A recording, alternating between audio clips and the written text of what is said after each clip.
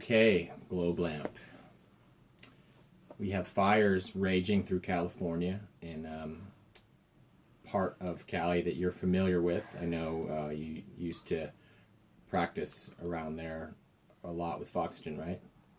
Yes, in Westlake Village, practiced a lot there. So Trump today, he said there's no reason for these massive, deadly, costly forest fires in California except the forest management is so poor, which he's a fucking idiot because it's not a very forested area, and also he's been horrible for climate change. He said, and Tommy Lee from Motley Crue said, "Can you be any more insensitive, you fucking moron?" Which I completely agree with. I was just wondering, what are your thoughts about the fires or having spent time there? I mean, you have some good memories there too, you know? Well, fires in Southern California happen a lot, so it's kind of scary. I mean, last year, a year and a half ago, there was a fire in Burbank, and I saw it, like, on the hill for hours. It was really scary. I drove by it, and it was like ash was falling from the sky. And it was, everyone was saying it was fine. I was at my friend's house. They were saying they didn't need to evacuate, but I was like, you guys, it's too close. You can see it. So it's part of living in California. We have a drought there. There's a lot of dry brush. There's the Santa Ana winds that blow the dry brush around and create friction. It creates fires. It was kind of dumb that Trump said that we have forest fires because Westlake Village and Thousand Oaks, Calabasas, LA, those areas are not foresty, like, at all. Like, I lived in Olympia, Washington, and I've been a lot of places, so I would just have to say that that's not really a forest.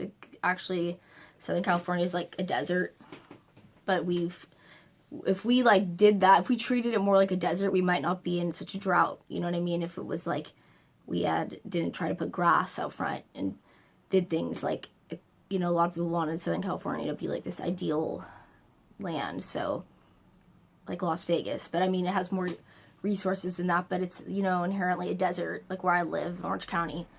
It's by the ocean, but there's a lot of cactus and sage and desert type of plants. Succulents grow good there. But I'm just upset about the fire because of all the animals. Really upset me reading about people's horses that they had to let go, or I was just reading tips I never even thought about before, like spray painting your phone number on your horse in case you have to let it go. It runs away. But I guess horses have really good instincts, so a lot of people find their horses, but still it's sad. The animals don't have anywhere to go, and, you know, the people, it's sad for them too, but, you know, the animals I feel bad for because they don't have any option. And Trump, I just don't understand. I'm just was really pissed off. If anyone read my Twitter, they knew, because I think it's bullshit. I think he doesn't like California, so he's just like, I'm letting it burn, because he just is like, well, that's what you get for defying me. Like, he thinks like we're just a bunch of libtards or whatever the fuck they say, and Yeah, he like thinks Puerto it's like Rico. he's like He doesn't blaming have to it be on bothered. California. He's like, you guys have It's like, what the fuck, dude? There was just a shooting in the same place that a fire started, and that's what you say on Twitter. It's like, wow, we really have a modern day Mother Teresa here. Seriously, this guy has like so much empathy. It's like he's like, I would prefer he didn't say anything. It's like, imagine if your house burnt down and then you go see what the president had to say, and it was that. His condescending, rude tweet about it's everyone else's fault that there's fire. He's not going to do anything about it. He's not going to send any aid. Instead, he's threatening you that if you don't fucking, like, do it fast enough, then you're going to get cut off from money. It's just, like, the most cold answer to people. It's like, you're supposed to be the president, and he offers no comfort. That's not all the president's supposed to do, but it's pretty telling when you need a cue card talking to kids you had a school shooting to remind you to say, I understand. Okay, like, we've known he's a dipshit for a while, but it's getting scary when it's actually just causing deaths and destruction too, and he doesn't care. Yeah, and the lies, like, because obviously they don't give a fuck about climate change. He literally just recently said, like, well, if it's happening, we're screwed, so we might as well deregulate everything. Like, that's their solution to everything, deregulate. Yeah, deregulate. More fucking hamburgers. Yeah, like, look at the guy who just got elected in Brazil. I feel like that was some of Trump's impact. Well, you've cared about vegetarianism and the environment for a long time, and it's not I hate the phrase virtue signaling because I feel like that's used to discourage people from being activists. Like, if you do too much, you're just virtue signaling. Like, it's supposed to be cool to be apathetic, which is obviously, thankfully, that's changing a lot now. But I guess you just put out a song recently, at least a live version. You're going to record a new version of it, but you did one for the March for Our Lives kids in February after the shooting happened in Florida, and I guess, how does it feel to be expressing more of your activism side in your songs? Not that your romantic songs are obviously still totally valid too. I mean, you did a casino song in the past. Yeah. About. I did do casino song in the past. So, and Warrior to me is kind of a protest song. I wrote that song about aging, like not wanting to, like your face is the slate where stories should be told, like wrinkles or story, like lines on your face. Okay, so that was like my protest song against people thinking that they needed to come to beauty standards, but I guess I never really have been as upfront about it. It feels good because I have really strong opinions when it comes to politics, and a lot of my favorite musicians wrote political songs. Speaking of strong opinions, we were talking before about judging people sometimes. Looks can be deceiving, Obviously, white privilege is real. You're also part Puerto Rican, and you're very femme-presenting often, but radical, like you said. Isn't it reinforcing gender roles to say you have to be non-femme to be taken seriously sometimes if you have a feminist idea? Like, I think that goes for you as much as, say, Amber Rose. People could look at you and you love makeup, but that doesn't mean you aren't also an activist or pansexual or haven't dated trans people or aren't worthy of an opinion. If you stub your toe, you're allowed to curse. It doesn't mean like you have to just be a pretty girl and you're not allowed to have an opinion. I mean, I know that you've encountered that a lot. Like, you felt like if you didn't like glam and stuff, that people would maybe take you more seriously sometimes. It sucks to still be talking down to you, even though you've like toured the world. Yeah, I feel like I have experienced some sort of weird, I don't know what to call it, like backlash within feminist community. It's kind of weird. It's definitely not like a mainstream problem. But I went to school at the Evergreen State College in Olympia, Washington, where everybody is like an art student or alternative or an activist. So if you didn't kind of like adhere to their definition of it, they like don't think you are. It feels like that. Like, normal people aren't really like that as much, but I felt like sometimes I didn't get taken seriously as a feminist because I like to wear makeup or like glam or dressing up. Like, to me, makeup and dressing up is just costume and fun and a part of being an artist. It doesn't inherently have to be female for girls. I mean, you can do it for yourself. It doesn't matter the reason. You're still a feminist. Just the whole, like, you're not Kim Kardashian selling like anorexia lollipops, like reinforcing bad things. Yeah, it's like, but in alternative communities sometimes, they get kind of radical about things being like, oh, I was like this more when I was a teenager.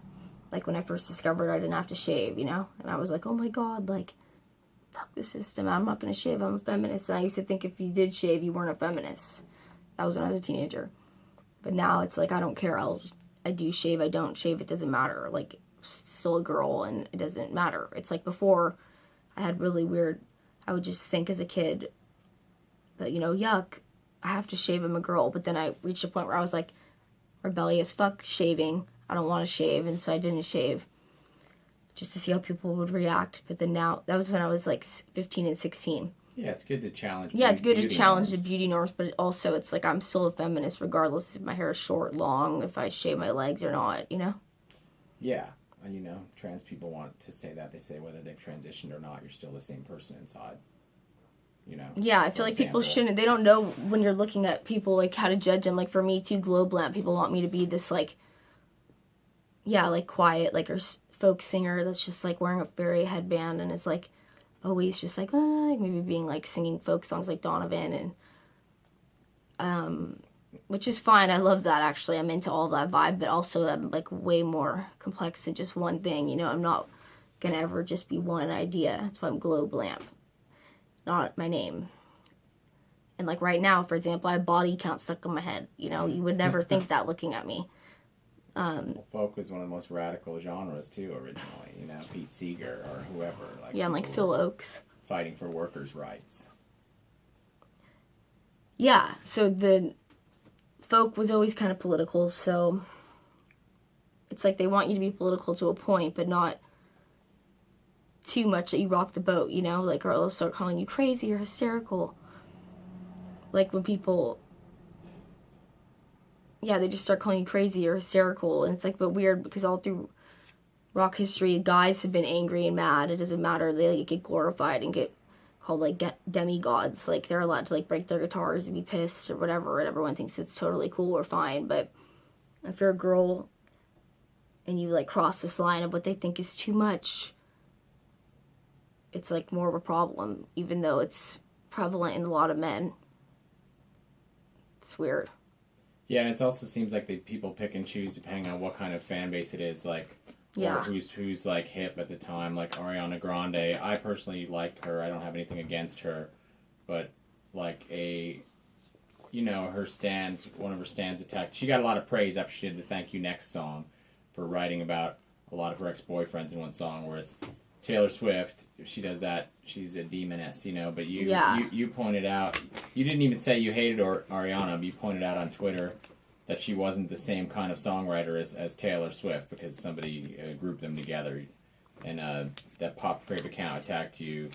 I just feel like the stan culture is so toxic. It's like, what happened to like respect for DIY? They say things to you like, you haven't sold as much as her, so you're irrelevant, or like, you know, Charlie XCX fans attacked you because you had all you did was say when she was starting the repertoire, you said that you didn't like that she'd praised Kanye's The Life of Pablo, which is very sexist and you believe part of rape culture, you know, and they went so far as to mock your deceased best friend and mock your talent streams and make up homophobic memes about you and just all these horrible things, all because you said, you know, and it's funny because the person that they were talking shit on too, Taylor Swift, she's outsold all of them and plays an instrument.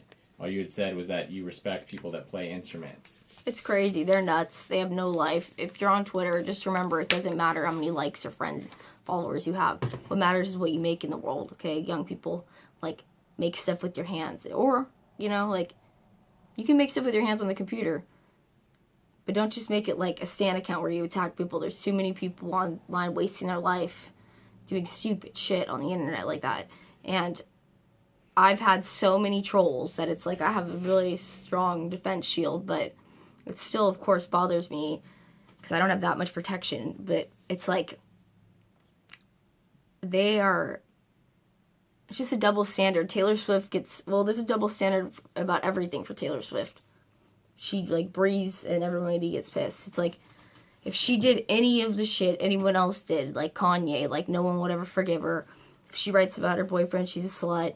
Ariana Grande does it. They're saying she's, like, a genius. I don't know. I just think people always want to have a problem with Taylor. Everyone knows I love Taylor. I think she's, like, I'm so happy she's up in the Billboard charts because we have no real songwriters up there, really, and you guys can think she's just a basic pop star, or some of you do, but you don't really know much about her. You probably just heard Shake It Off or something, or Bad Blood, or you don't know all of her songs like I do. Well, that's what I was going to say to you is like she's actually navigated the industry her own way in a rare way. That it unsettles people, like that she doesn't need the music industry but would still have fans at this point. It's like people silence you, but you're still able to connect to people on different social platforms.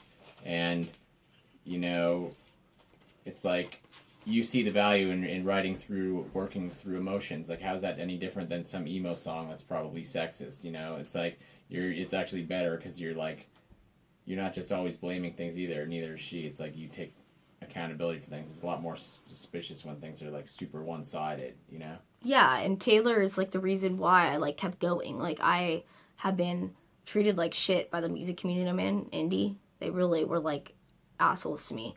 I know Taylor Swift's not indie, but, you know, and we were never getting back together. Like, some indie record that's much cooler than mine. It's like, that's how I feel about the indie world. And also, I just like how she does things her own way, too. Like, she doesn't just give in to what people want her to do. Like, they're like, do this right now, and she didn't. Like, why does she have to listen to you and do anything you say?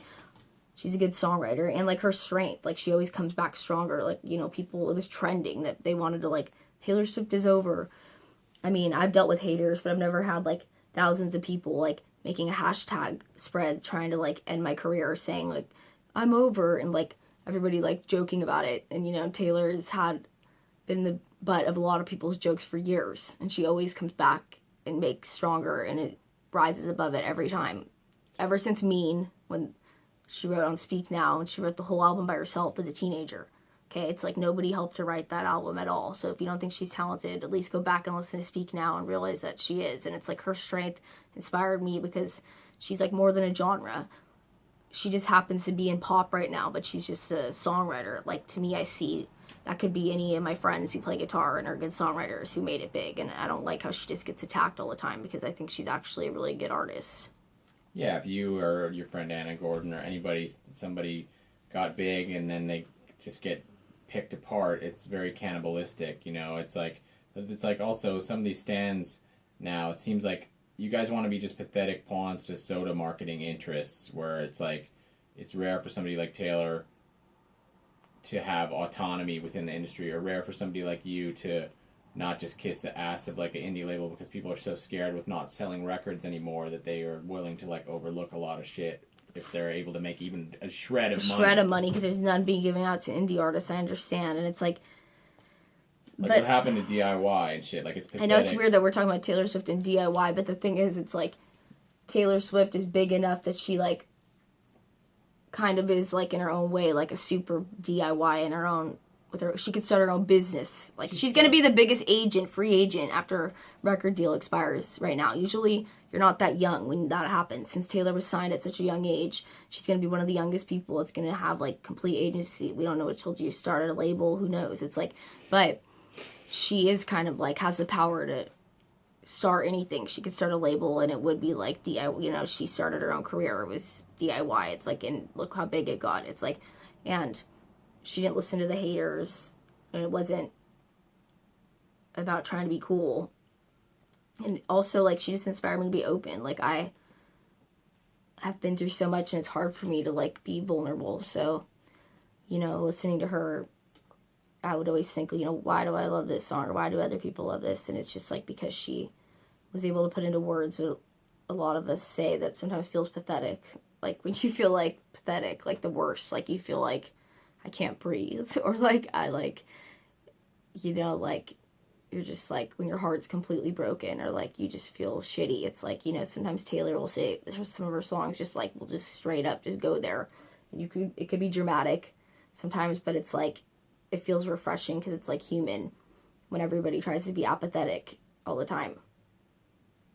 And it's more powerful to have emotions. And love is a powerful emotion, too. And guys have been singing about their love life ever since they fucking could sing and play an instrument.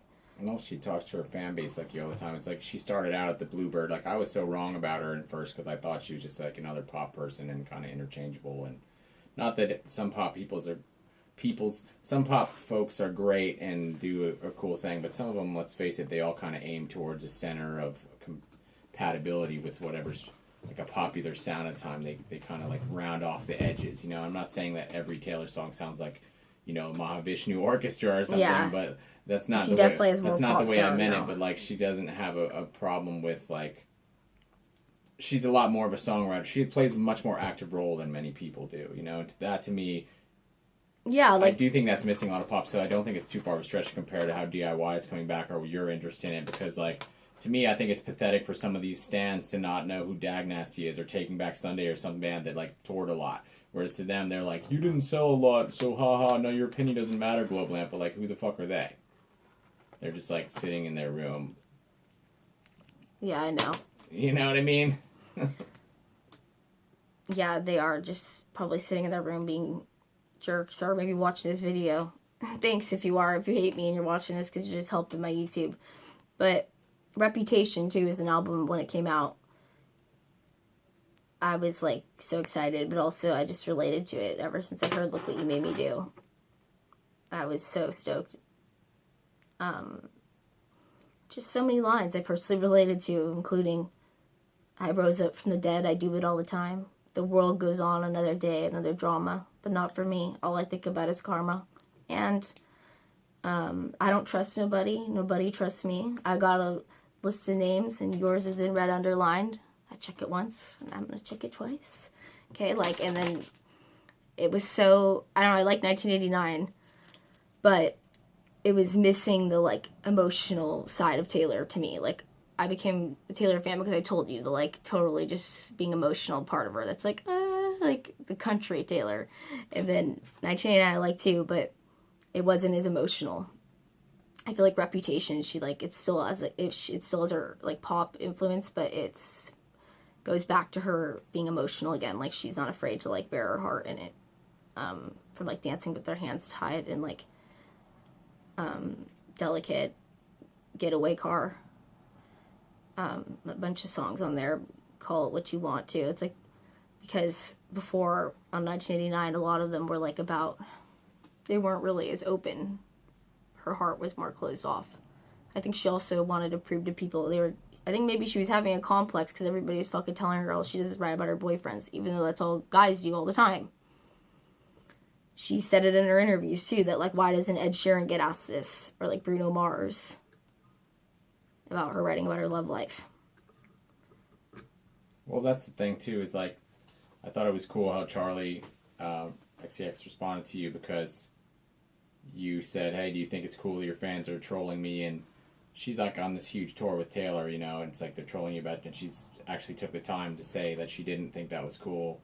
You know, they might think that that was just a joke, or she's killing you with kindness, but that's honestly pathetic, because no fan base wants that. You are, like, an abuse victim and somebody who's been through a lot, and it's, like, really creates a toxic environment where somebody's making homophobic and racist memes. Yeah, that was just, like, disgusting. It's, like, so, I guess I didn't even really process that because it was just so dumb. But yeah, like, when they were making the fake... You never said that you hated her. You never said she sucked until somebody... Okay, I started to say later on she sucked because getting attacked by her fan base. I was just trying to piss them off, honestly. It's like they were not leaving me alone. And I'm the type of person, if you provoke a sleepy dragon, I'm going to fucking blow fire at you. You know, teasing you for playing an instrument. Yeah, they were being so dumb. Stupid. It's like it reached a point where...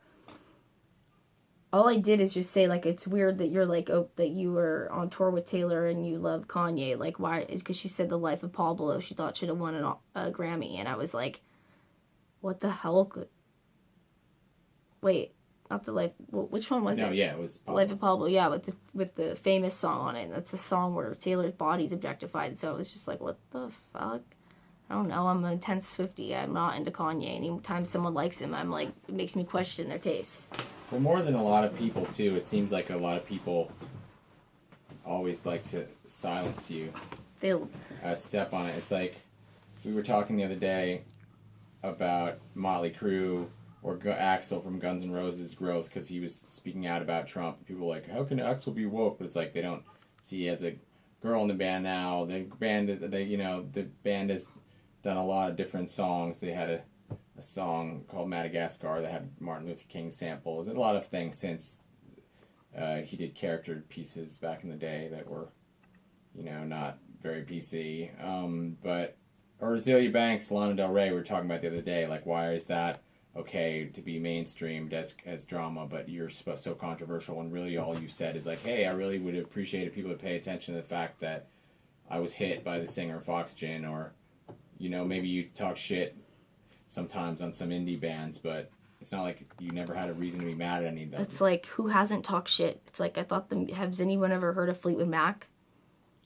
Right, and like there's this website, The Future Heart, had a huge smear piece about you that you were never allowed to respond to they never contacted me. They never contacted me, yeah. On like, Twitter they did. So you tweeted at them the other day and said these are out of context and a smear thing, and they were just like, they still wouldn't even give you a platform, even though you have a new album out. So it's not like there's no precedent for when an artist releases a new album to, like, let them say something.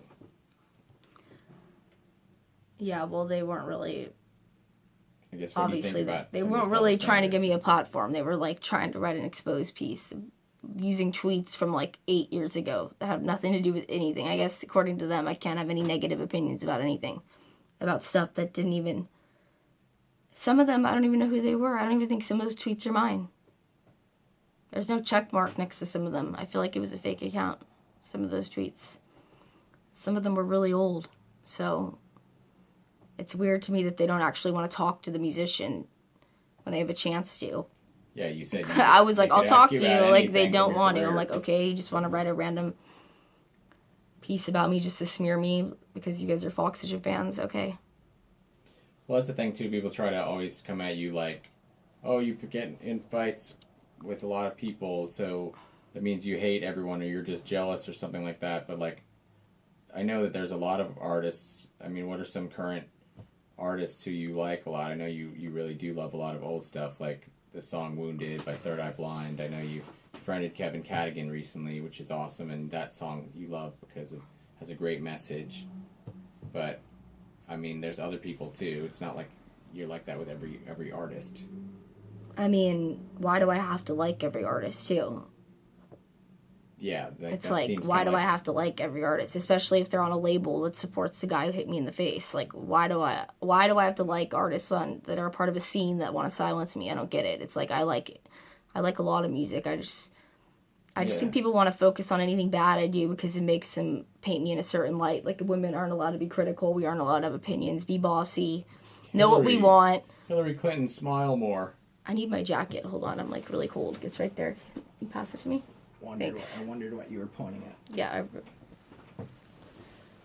Yeah, I mean, totally. It's like, I don't know. But I don't dislike a lot of bands, but I'm very critical, like, of stuff. Like, I analyze things. So, I mean, new people, I don't know. It's like I'm afraid to like new music, to be honest. You asked me that, I'm afraid. I mean, for all I know, they'll turn out being friends with Foxygen and not care about me. Why do I want to emotionally invest in someone or something that sounds cynical, but this is what I've gotten pushed to. It's like, why do I want to emotionally invest in stuff that is probably just going to hurt me in the long run? I like Elliott Smith. He'll never hurt me. And Nick Drake. And I like Anna Gordon. She's my friend. She's really good at playing music. And Megan Wright, who I played with recently. She's awesome, too. Like, so it is nice to actually meet real songwriters, too, that aren't just famous musicians you don't know. And those are two that I really like, that are female and are around right now. And so that's what's annoying. Just because I critique a pop star doesn't mean I don't have musicians I like, or I'm not friends with other struggling female musicians. Yeah, or if you curse somebody out in the past, what is that? It's like, why is it such a big deal if I cuss someone up, but like Azealia Banks and Lana Del Rey can like threaten each other on Twitter and everyone thinks it's funny. Nicki Cardi. And all that shit. Yeah, Nicki Cardi. All these people can have beef, but I do like one thing and they like are telling me I need to go to jail. It's fucking weird. Makes me feel like they're just trying to like put me in this weird white, puritanical white woman role from like colonial times. Like, be good, girl. Don't say anything. Just be a proper. It's like, why? Like, what the fuck is this coming from? Like, I have a right to say what I want, and especially, I'm never lying about anything. That's why I'm not afraid to talk about stuff. Yeah, I mean, that's something that I think really resonated with, made me believe you when we were like friends years ago. It's like, when I didn't even know you, it's like you've always been a really open book about it, where to me, Foxygen is just hid, or they'll write, like they wrote a cryptic tweet from the official account recently saying you were trying to murder Sam every day and abused and raped. It's like, that was just like pathetic. Like, you're kind of a small girl. Not that people can't hurt each other, but like there's literally no evidence, and that's a fucked up thing to just say and then erase. It's so completely nuts. It's just like, first of all, he's not even supposed to talk to me because he got a restraining order on me, so that was a violation of it on his end. Number two is it was just, I mean, like, I don't know if he actually believes that stuff. That's scary to me. Like, makes me think, like, could you talk yourself into believing something so much over the years so you just make yourself feel better? Because that is so never once happened. If anything, he was the one that was obsessed with me and always wanted to smell my skin. It was like, Lizzie, I love you. Like, I want you all. Like, I walk around town and look for you everywhere. I wear clothes I think you'll like. Like, and I didn't even know who he was. No offense. But that's just reality. Like, I was just living my life in Olympia in a punk band. I had a boyfriend when I met him. So, the whole acting like I just wanted to rape him and abuse him every day, I just don't understand. It's just so nutty that he tweeted that out. I'm glad we got a screenshot because he deleted it within like a minute of it being out public because he realized how fucking crazy it looked. Also, you guys were being photographed daily. Like, what was there? What did you just punch him in the kidneys like over and over? And he never complained once. We were in a van too with like 5 people. Yeah, they never saw you. I'm not trying to make light of anything like that, but like they never saw you. They saw him break my tape. All of them. One time at the gas station, they saw him throw a tape across the parking lot. I know they all do. I know they remember that. The whole van, like everyone in the van. Yeah, that's. It was an Agent Ribbons tape. We had stayed at Natalie Ribbons from Telenovela's house in Austin, Texas, and we were leaving her house, and she gave me her tape, which I loved, family haircut, and then I was listening to it all the time on my tape player, and Sam was mad at me about something and threw it out of the car, but I got it. It worked after, but still, it was embarrassing. It was like in front of the whole band. Well, that's the thing too about your story with the it's like sometimes people said, why'd you stay with him after he hit you? And it's like, that's such a common thing in abuse stories. That there's no emotional perfection when you've just gone through the PTSD of having your best friend die, being on tour with them. He had your solo album that he played on a song on it, and then tried to use that song in court and say that which was written before you met him, and then say that you tried to, those lyrics were proof you tried to murder him. Meanwhile, like, I know you've said about this publicly, which is the only reason I'm bringing it up, but it's like, you guys had a period where you hooked up after a party, and you thought you were at least, like, patching things up on some kind of friend level or something. Wait, what are you talking about, the Halloween thing? Yeah, well, you hooked up, but then you dropped off a gift, and that's when after they tried to get broke up.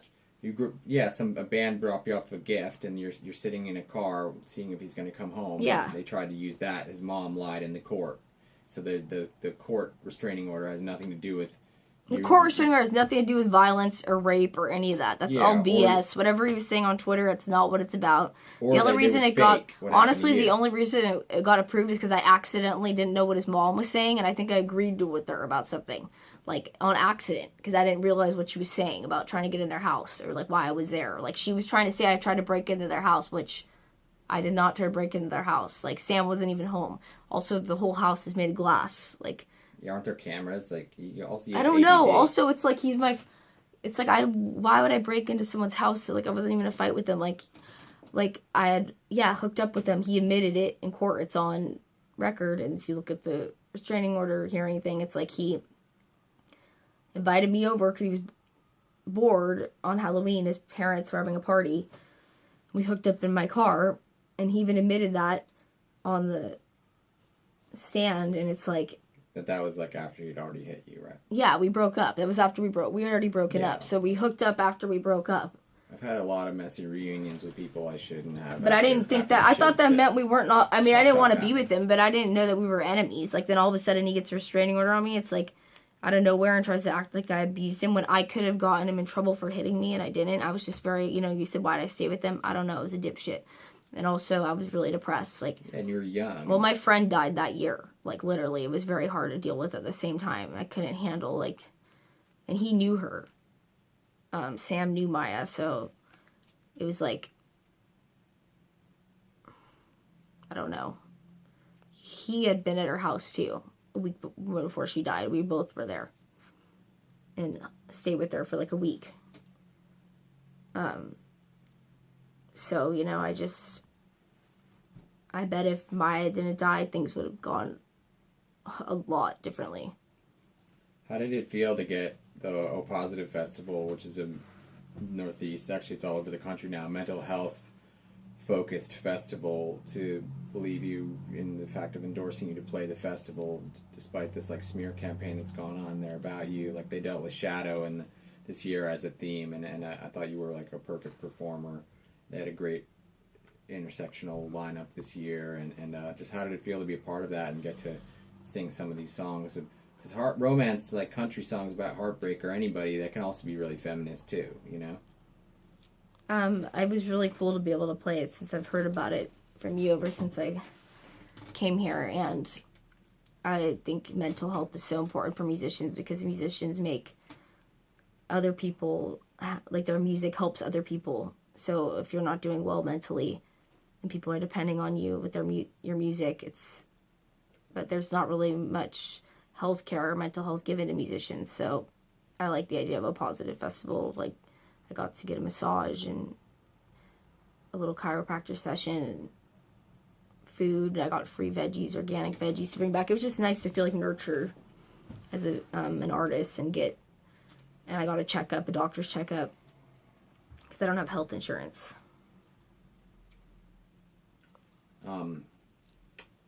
Yeah, and you're Thanks, right. It can run you down, you know, where it's like, you want to love your country, but you feel like, how do you function in it and still have, like, you're supposed to be able to have a dream in America of what you want to be, you know? But, like, instead, it's like, I don't know, you love traveling, but, like, what was one of the most unexpectedly amazing places you got to see, which you might not have if you hadn't taken the risk of becoming a musician, even though it's maybe hard in your own country? It's good to think about how if you hadn't taken some of those chances, like, you still were able to see some beautiful places, even though it's not the most, like, easy path all the time. Yeah. Does anything come to mind?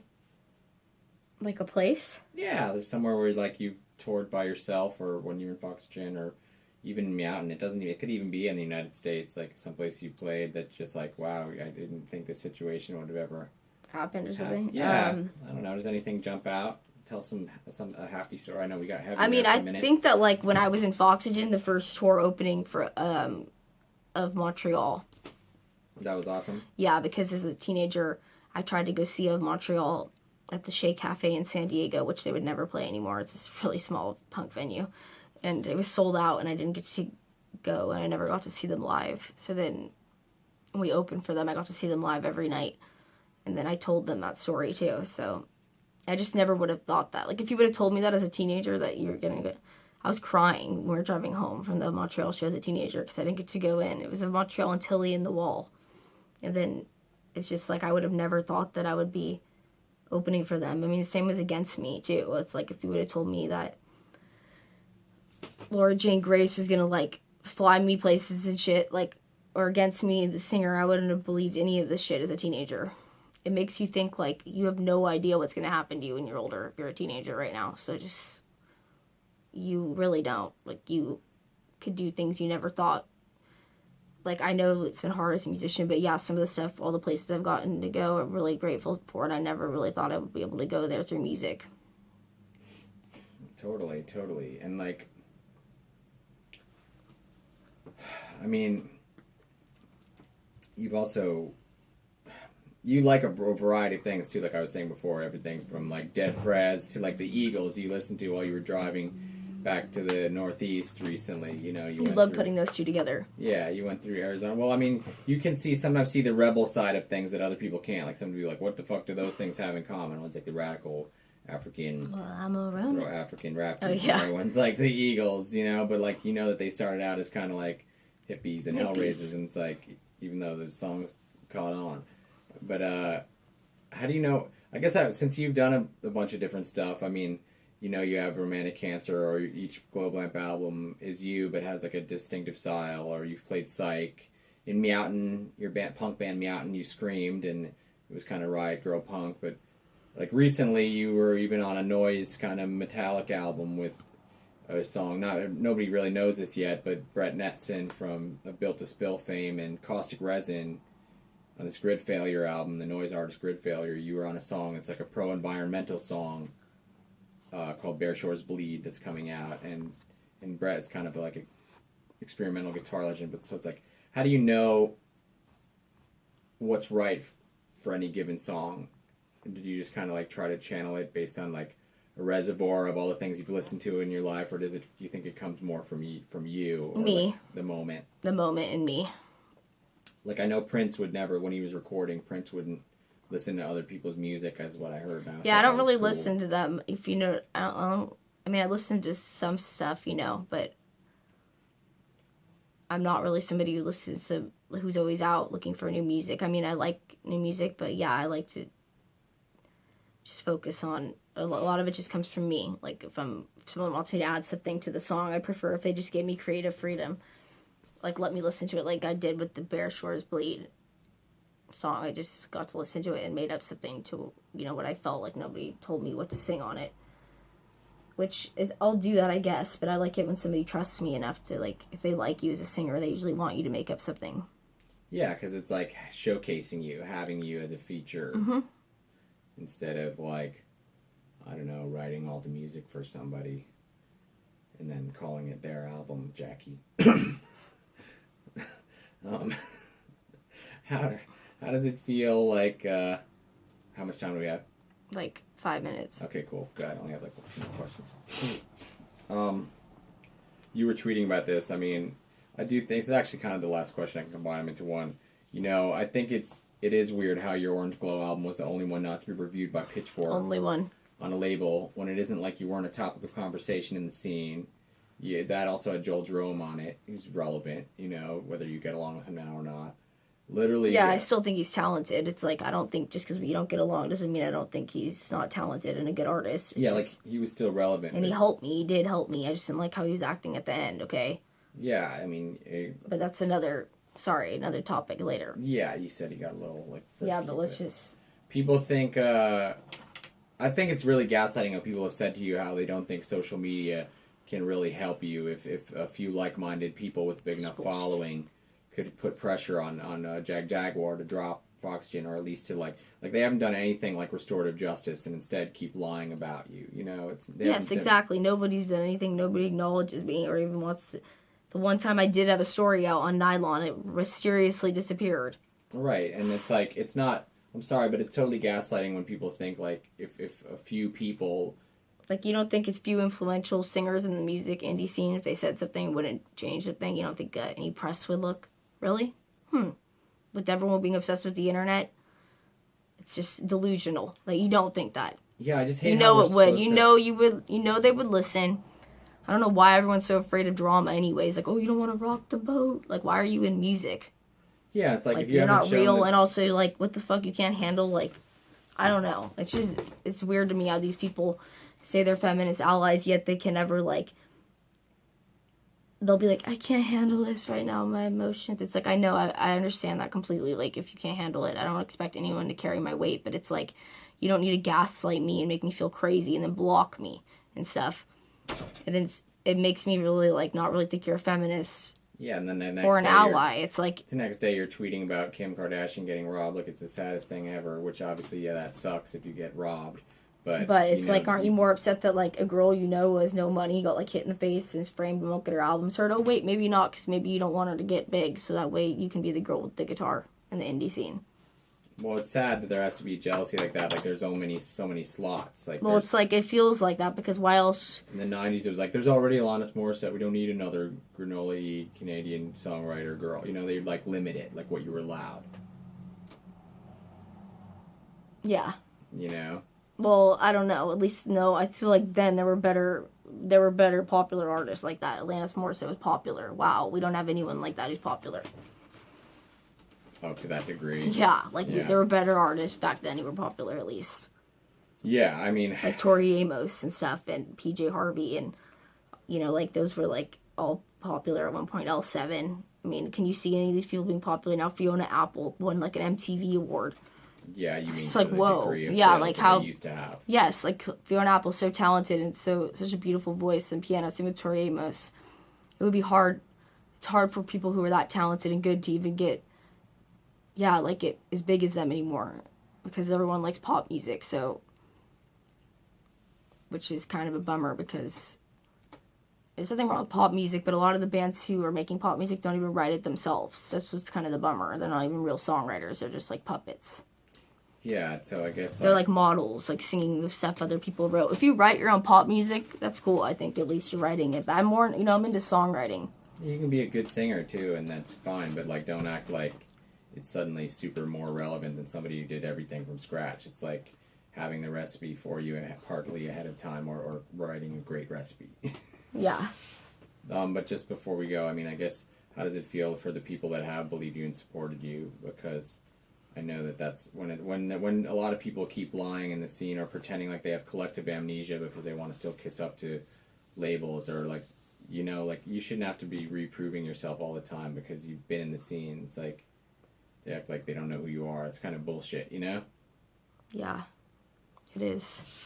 I mean, I guess, like, how does it feel for the people that have actually been cool, and Amanda Palmer or other people that have acknowledged you and said, like, hey, like, I hope you feel better? it just feels nice when somebody doesn't gaslight you and block you like Kimya Dawson or something. And I don't know what really to say about that. Just that, I mean, I love the people who have supported me. Thank you. And my true fans and friends and the people who I don't have to keep explaining the same stuff over and over again. I feel like I'm dealing with Trump people. The people who are arguing me about abuse seem like they have like the Trump agenda. What if, who, duh. It's like, I'm just really grateful for the people who could see through the bullshit. Yeah, it's got to be emotional. Like some people say, I'm emotionally exhausted to help you with this. Yeah, okay. People tell me they're emotionally exhausted hearing about my story. How do you think I feel then? I'm like, it's my story. Think about that for a second. If you're emotionally exhausted hearing about it, maybe think about how the person feels then and like, and have some empathy instead of it's too much. Like if someone told me something that happened to them, a struggle, maybe I would just think of it was too much and just keep it in my mind and write it in my journal. It's like, I don't know. You don't have to make people feel bad for sharing their experiences of pain and trauma when they're being vulnerable, and it's already hard enough to do that. Yeah, and of course, like everybody has the right time. Yeah, well, we can talk about that another time in deeper, longer discussion. Thanks for sharing a lot of stuff. You're welcome.